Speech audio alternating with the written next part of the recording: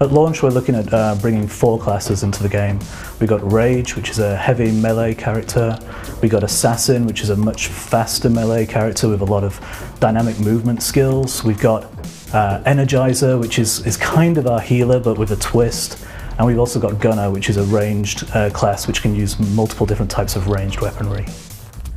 Gunner is our main ranged DPS guy. He uses guns primarily, but also uses bows, crossbows, weapons like that. He's got some brilliant skills for really controlling the environment, really controlling his target so that he can really maximize the damage he's doing. Energizer is my favorite class because it's a really fine line to walk. It's a difficult class to play, but it's very enjoyable when you get it right. You're balancing on that knife's edge of life and death, not only for your friends and companions, but yourself. I'm doing damage to myself to heal my buddies.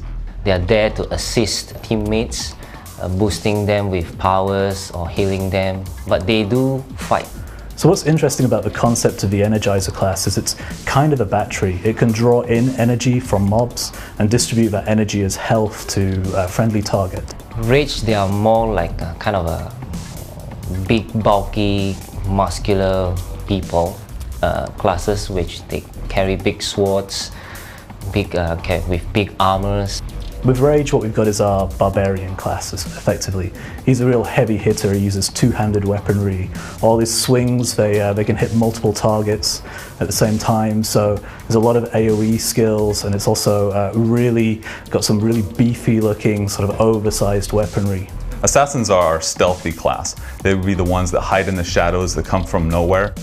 One of the key things about that class as well is mobility, the ability to get to targets quickly, almost teleport to targets to begin attacks. They can also stealth. It's the only class in the game that has stealth and can attack coming out of stealth as well.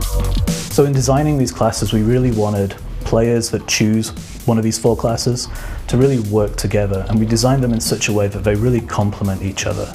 We're not as fixed as some other MMOs. We don't really have just a tank. We don't really have just a healer. We've really softened that down for this game, and it allows everybody to be involved in combat. One of the main things that's different about the combat system in Otherland is that we don't limit players to a class-specific weapon. If I'm a Rage player and I like playing Rage, which uses big two-handed weapons, I could also switch to a small sword or to a gun if I'd like to. A lot of the skills are actually found on the weapon. So in Otherland, a Rage character could actually be using his class abilities to do his job, whether that's damage or tanking.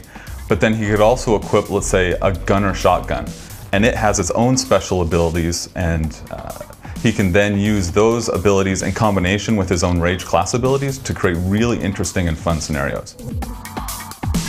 We're always working on things. We are actively developing our 5th class, which will be available post-launch, and I'm not going to give too much away, but what would a cyberpunk action MMO be without a hacker?